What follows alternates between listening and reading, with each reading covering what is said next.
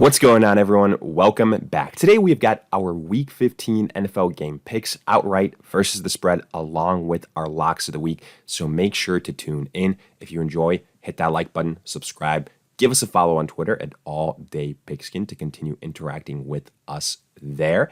And also, let us hear it in the comment section. Do you agree, disagree, along with any other questions you guys might have? We will do our best to answer them all. But with that being said, let's get right into it. And before going into all these game breakdowns, I do want to give a quick shout out to OddsJam once again, because it continues to be the place that I use for all of my NFL betting preparation. And not only the NFL, really any other sport you would want to look at as well. This is the place to do your live line shopping, the comparison of pretty much any sports book you want to guarantee you get the best odds available and you maximize your profits. And on top of that, whether you're a beginner or an expert, check out OddsJam's betting tools, like their positive EV tool, which shows you line discrepancies. So again, you're getting the best odds, or their arbitrage tool, so you get equal and opposite bets for a risk-free return. Link is in the description, so make sure to check it out there. But with that being said, let's get into these games. And we begin on Saturday with the New England Patriots at the Indianapolis Colts. Both these teams coming off the bye. The Patriots 9-4, the Colts 7-6. And the Colts are actually favored in this game by -2. They're the home team. I actually do think the Colts, even though they're 7-6, barely above 500, are a team that is better than their record suggests. And they could be a very dangerous team if they get into the playoff picture in the AFC. I like the way they're built offensively. You know, a stout rushing attack. Carson Wentz is capable of throwing the football when he needs to. And defensively, they have a bend but don't break mentality. Somewhat similar to the New England Patriots, in fact. They want to be a rush first team, whether it's Damian Harrison or Ramondre Stevenson, even though in this game it will not be Damian Harrison, it will be the Ramondre Stevenson show. Harris will not play. But then you look at the difference, obviously coaching, Belichick, he's at the top of the tier, but quarterbacks as well. Mac Jones, even though he's been the most impressive rookie quarterback, I would argue he hasn't been asked to do as much. And on the other side, even though Carson Wentz can be very up and down, I'd rather go with him because I think, if it comes down to has the quarterback that needs to make, those long throws, those clutch throws, put up more points potentially here, to me, that is Carson Wentz. But I think this is probably going to be a lower scoring game. I think both these teams, again, they have similar type of mentalities. They want to run the football. They don't want their quarterbacks, to have too many turnovers, basically game managing type of situations, and then play solid defense throughout. That's why I think it's going to be a close, lower scoring game. I do think probably either side could win here, but I do think the Colts are the slightly better team.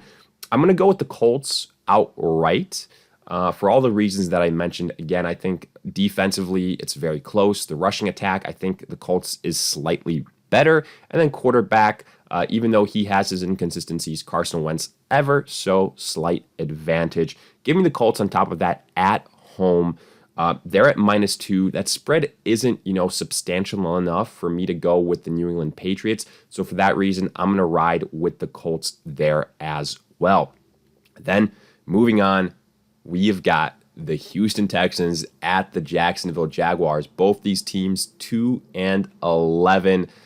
And hallelujah, at least if you're a Jacksonville fan, we've been talking about this all season long. Get Urban Meyer the hell out of Jacksonville. He was fired this week. Thank goodness, because I think that could potentially salvage some of these young stars for the Jaguars. Now, don't get me wrong, the season is over for the Jaguars and for the Texans, but I'm excited to see what this Jaguars offense and this team looks like without Urban Meyer kind of keeping them down. I think they're going to come out of this game very energized.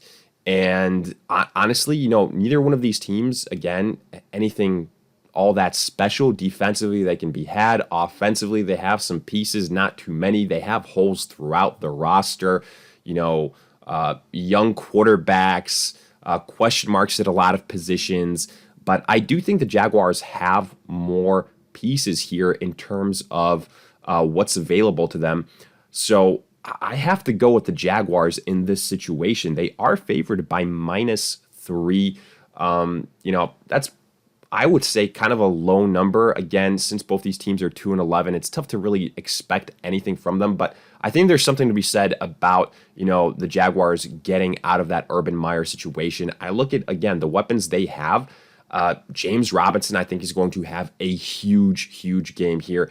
I have way more trust in Trevor Lawrence than I do Mills. It's not even close. As far as wide receivers, you got Brandon Cooks, you got Marvin Jones, and then some other pieces. I think the Jaguars are deeper at that position. Defensively, neither one of these teams, in my opinion, offers anything all that special.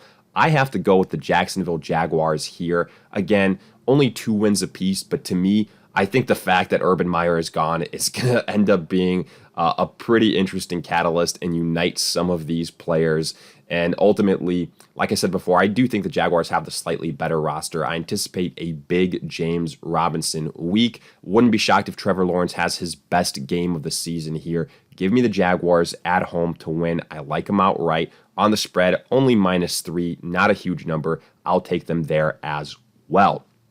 Then moving on, we have the Carolina Panthers at the Buffalo Bills. I think this is going to be one of the biggest blowouts of the week. The Panthers 5-8 after losing to the Falcons. The Bills 7-6 after losing to the Bucks.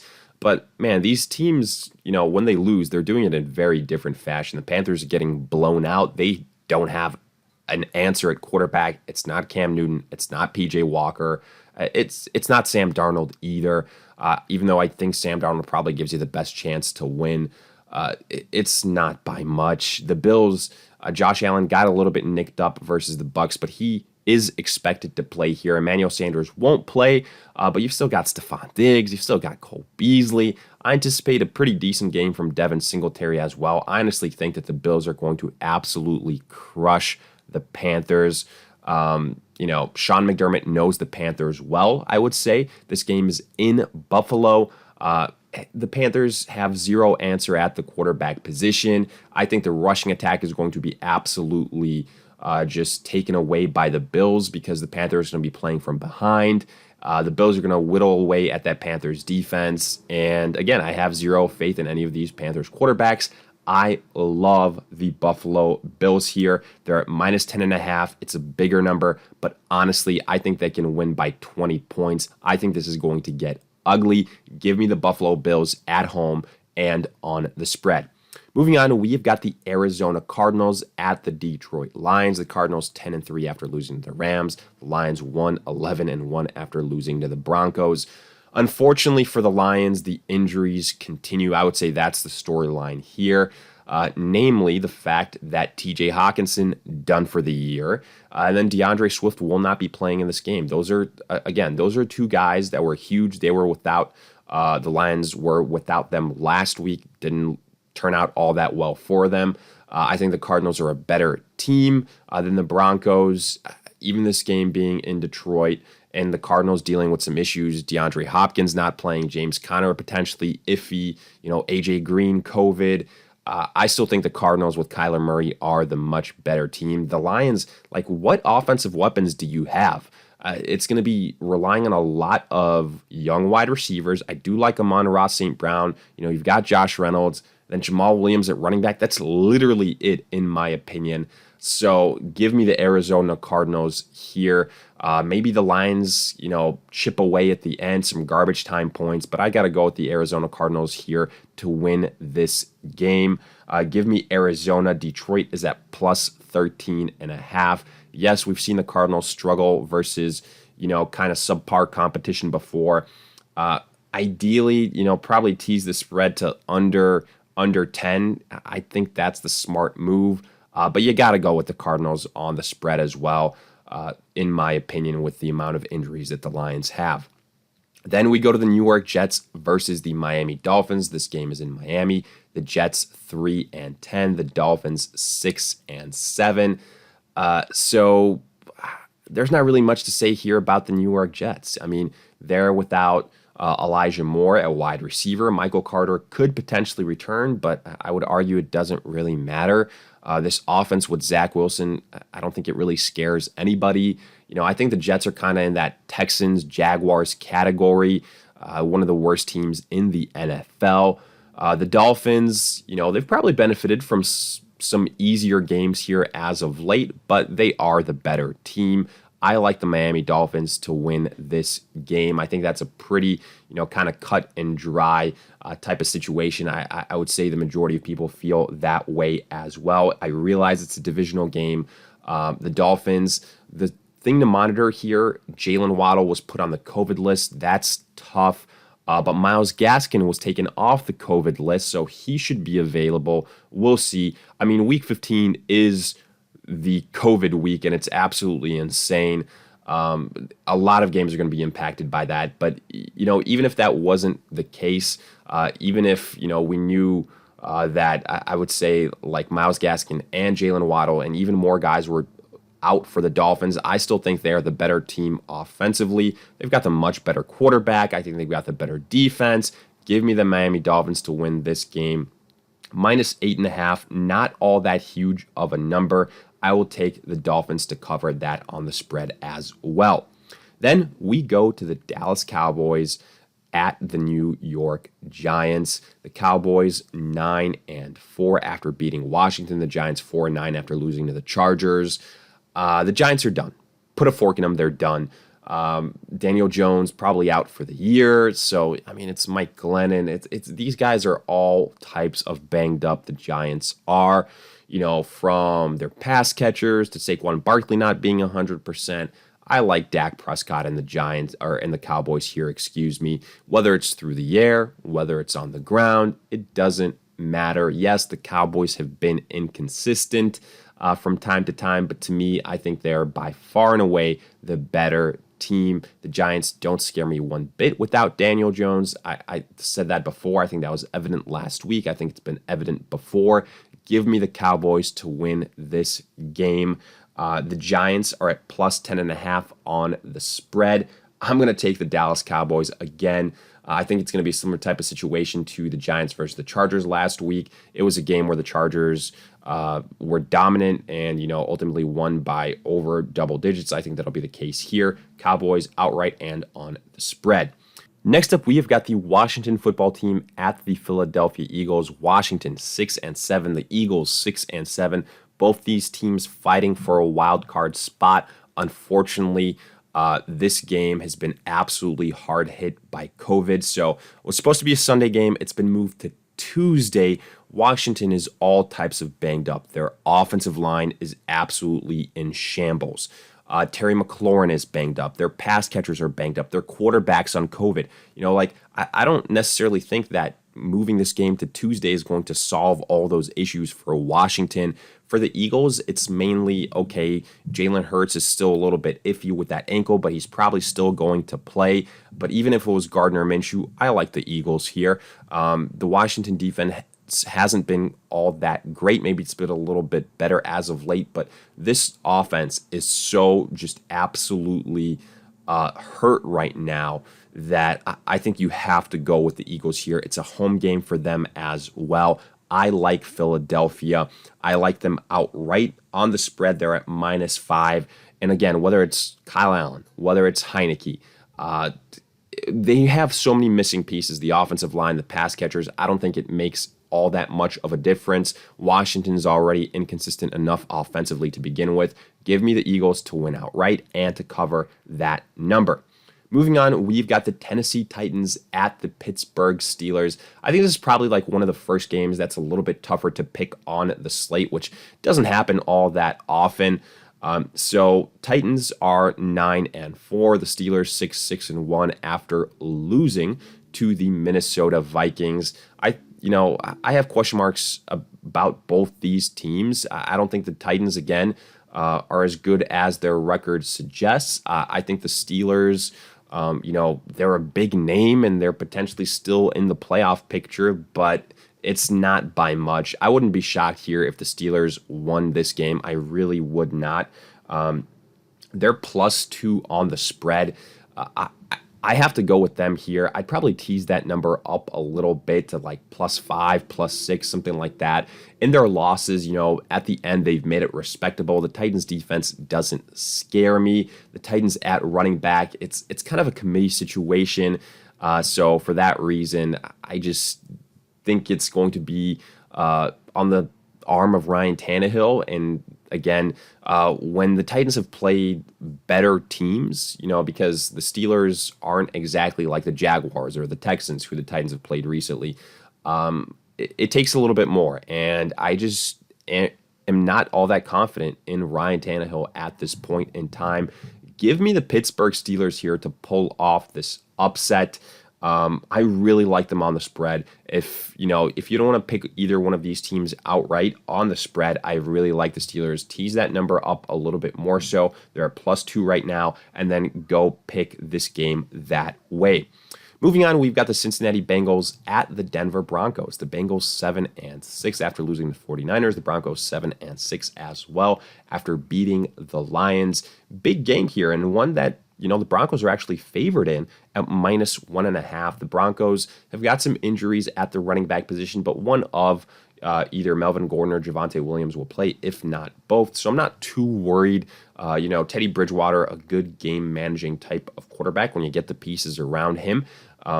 You've got a bunch of pass catchers, but I think the Bengals are a little bit more explosive offensively. Give me Joe Burrow over Bridgewater. The rushing attack, I think, is pretty similar. Pass catchers, I have more faith in the Bengals group defensively. This game is in Denver. That is a tremendous home field advantage. So I understand why the Broncos are favored. But again, I think they're one of these teams that isn't quite as good as their record suggests. I said that at the beginning of the year when they started out 3-0, and then they went on a losing streak. And now I'm going to say it again about them at 7-6 because they are in contention for a wild card spot in the AFC. But I would say that's because their recent schedule has been on the light side. And I think the Bengals are a better team. So for that reason, I'm going to go with Cincinnati here. I'm not going to get bogged down by the fact that the records are similar, that the Bengals are coming off a loss. I will take Cincinnati here to get this victory. Since the Broncos are favored, I'm taking the Bengals outright and on the spread. Moving on, we go to the Atlanta Falcons at the San Francisco 49ers. The Falcons 6-7 after beating the Panthers. The 49ers 7-6 after beating the Cincinnati Bengals. You got to go with the San Francisco 49ers here. Okay, the Falcons beat a bad Panthers team, but I just have zero faith in them being consistent. I'm worried about Matt Ryan. I think he's very turnover prone. Offensively, yes, they have some pieces like Kyle Pitts and Gage, and Cordero Patterson. Mike Davis has been getting more involved, but I just like what the 49ers have going more so. Now, they will be without Elijah Mitchell yet again, which is a big, big loss. I say that for the 49ers every time it happens because Mitchell has been a guy that he carries the load. You see that the 49ers don't trust any other running back as much as they do Elijah Mitchell when they have him available. We've seen that with Jeff Wilson last week and weeks prior as well. If anything, they just kind of look to Deebo Samuel. Samuel did play last week. I think now with an extra week following his prior injury, he's going to get more involved. George Kittle obviously has been huge. I think Brendan Ayuk will continue to stay involved. And I think the 49ers defense is going to be heavily involved as well. I think the Falcons are going to gift them some turnovers. I think there's going to be a lot of sacks here. Give me the 49ers to win this game. The spread is kind of interesting at -8.5, but I have to go the direction of the 49ers. Maybe if it was kind of like -10, I would say that's the way to do it here. Maybe tease it so you get the Falcons at +10, then go with them on the spread. Or to feel a little bit better, get the 49ers to like -6, something like that, and then go with them on the spread. That would be my advice on this one. Then we go to the Green Bay Packers at the Baltimore Ravens. So the Packers 10-3 after beating the Bears. The Ravens 8-5 after losing to the Browns. So the big question mark here is, does Lamar Jackson play? And all the headlines have been something along the lines of, there's a chance that Lamar Jackson ends up playing. And look, obviously, that doesn't really give us too much idea one way or the other. But the majority of times, I've seen those headlines that read that way. They're a little bit too optimistic, and that player doesn't end up playing. And I honestly think that Lamar Jackson won't either here. And if they, lose Lamar Jackson, the Ravens do here, he's such a huge part of this offense for them. I think it's going to be a for sure Packers victory. And honestly, if Lamar Jackson plays, I think he's going to be less than 100%. Maybe that rushing ability won't quite be there. Give me the Packers to win this game. Whether it's with Aaron Jones, without Aaron Jones, I don't think it makes all that much of a difference. The Packers with a healthy Aaron Rodgers, that's what matters the most here. And the Ravens with a not so healthy Lamar Jackson, potentially without him, period. Give me the Packers to win the game. The Baltimore Ravens are at plus 5.5. I'll say this. If Lamar Jackson doesn't play, you hammer the Packers on the spread. If he does, then you can have a conversation about the Ravens on the spread. But that would be my caveat for that situation at this point in time. Then moving on, you see here the Seattle Seahawks versus the LA Rams. So this is another game that's probably going to get postponed Tuesday. And it's a situation where, honestly, a classic NFC West divisional clash. We said it about the Rams last week when they played the Arizona Cardinals. Forget about the record. The Rams are 9-4. They beat the Cardinals. The Seahawks 5-8. Technically they have an outside chance of sneaking into a wild card spot, but I think it's too little, too late for them. There's a lot of other 6-win teams in the NFC that I think just are going to beat them out eventually, just because there's not a lot of games left. But I will say this game is in LA. A lot of potential COVID cases for the Rams. As long as they aren't without like Cooper Kupp, without Matt Stafford, without Darrell Henderson and or Sony Michel, I think they will be fine. I'm still going to pick the LA Rams to win this game. They beat the Seahawks earlier in the year, but it wasn't by all that much. And right now the spread is at -7 for the Rams. I have to go with the Seattle Seahawks here. I think the safest way to do this would be, to get the Seahawks at like +8, +9. I'd feel pretty good about that. Yes, Tyler Lockett's also on the COVID list for them, but again, you throw the record out in these NFC West divisional clashes. Russell Wilson has been playing better as of late. Rashad Penny has kind of gotten an opportunity to revitalize this rushing attack.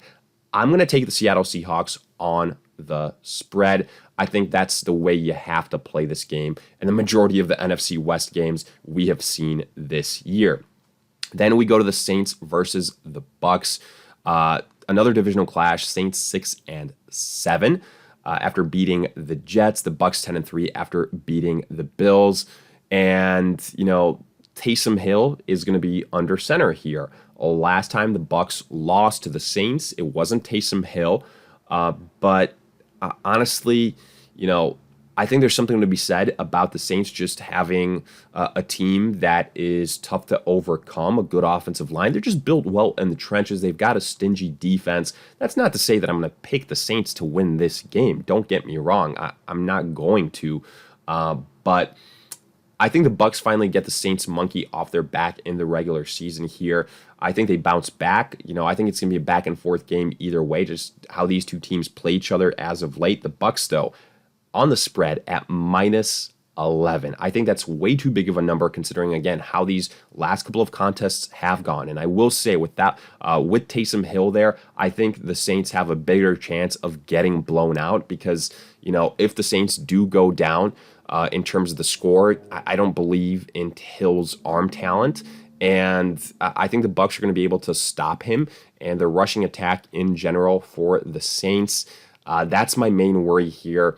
That's why I like the Bucks outright. But on the spread, even with all of that, I think the Saints are going to be coached well enough, even though, Peyton on the COVID list. We'll see what happens there. I still like the New Orleans Saints getting 11 points. The way they've played the Bucks, divisional opponent here, to me, I think the Saints are the way to go here on the spread. But I love the Bucks on the money line as well.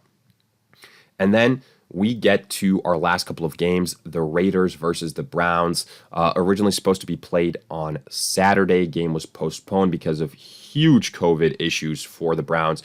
Honestly, they couldn't almost field a team. It's absolutely ridiculous. Baker Mayfield, Case Keenum, their pass catchers, tight ends, offensive line. It's absolutely insane. And again, similar to the Washington football team, I'm not sure this game being postponed is necessarily going to guarantee that all those guys are back for the Cleveland Browns. If that's the case, I got to go with the Raiders here. The Browns are at -6.5. But okay, if you're starting like Nick Mullins at quarterback, what are we doing here, folks? I understand you got Nick Chubb to run the ball, but the offensive line is banged up. It's not a guarantee that all those guys are back. Okay, if somehow miraculously this game getting postponed by like 2 days, all these guys return, then okay, we'll have a conversation. I'll take the Browns outright. But for now, I think the value, you have to go here with the Raiders. Okay, Darren Waller will not play, but they've still been able to get it, done offensively. Yes, they got blown out by the Chiefs last week, but, the Browns are not the Chiefs, so let's forget about that conversation. Josh Jacobs, Hunter Renfrow, Derek Carr. I like the Raiders in this game, especially on the spread. Forget about the money line if you don't feel confident about it that way. But I'm going with the Raiders on the spread. They're getting +6.5. I think it's a good value right now, especially with all the COVID issues that the Browns are going with. And then finally, we've got the Minnesota Vikings versus the Chicago Bears. The Vikings beating the Steelers, the Bears losing to the Packers. The Vikings 6-7, the Bears 4-9. Bears are pretty much out of playoff contention. I do like the Vikings to win this game. Something to note, potentially the biggest thing to note here is that the Bears are also going through a mini COVID situation. Bill Lazor, offensive coach, not going to be available, which means Matt Nagy, everyone's favorite play caller, is going to be at the helm. Not saying that it really is going to have a major impact or anything like that. I think that Justin Fields can have a good performance here, on the ground. Allen Robinson, Cole Kmet, we'll see what happens with those guys. But to me, Justin Fields can still have success versus this Vikings defense. I think Montgomery is also going to be successful. But at the end of the day, I think the Vikings are the better team. Give me Dalvin Cook. Give me Kirk Cousins. Give me Justin Jefferson. Even if Adam Thielen doesn't play, I don't think it matters all that much. I will say the Bears only +3.5. I think that number should be higher. So give me the Vikings outright and on the spread. But with that, we wrap up our pick'ems. Now looking at our locks of the week. Let's start with the Bills versus the Panthers. Simply put, the Panthers have nothing at quarterback. The Bills are the better team. Josh Allen, as long as he plays, I'm hammering the Buffalo Bills. Then Cardinals versus the Detroit Lions. The Lions, without their top playmakers, DeAndre Swift, TJ Hawkinson, give me the Arizona Cardinals here, even with them dealing with some COVID outbreaks as well. Then Dolphins, Jets. I think the Dolphins are the better team. I think they're going to benefit from a bad Jets team in general. Give me Miami. Then we continue. We go to the New York Giants versus the Dallas Cowboys. Give me the Dallas Cowboys here. The Giants without Daniel Jones. I mean, it's Mike Glennon and it's a bunch of hurt offensive playmakers. So I am going with the Dallas Cowboys here to get that victory. And then finally, Tampa Bay Bucks versus the New Orleans Saints. Yes, I know the Saints have had the number for the Bucks recently, but I think Taysom Hill under center there, that completely changes the dynamic. I think the Bucks win this game. I like the Tampa Bay Bucks outright here. But with that, we wrap up our Week 15 NFL game picks outright versus the spread, along with our locks of the week. As always, let us hear it in the comment section. Did you agree, disagree, along with any other questions you guys might have? We will do our best to answer them all. If you enjoyed, hit that like button, subscribe, give us a follow on Twitter at AllDayPigskin to continue interacting with us there. And in the meantime, we'll see you guys in future videos.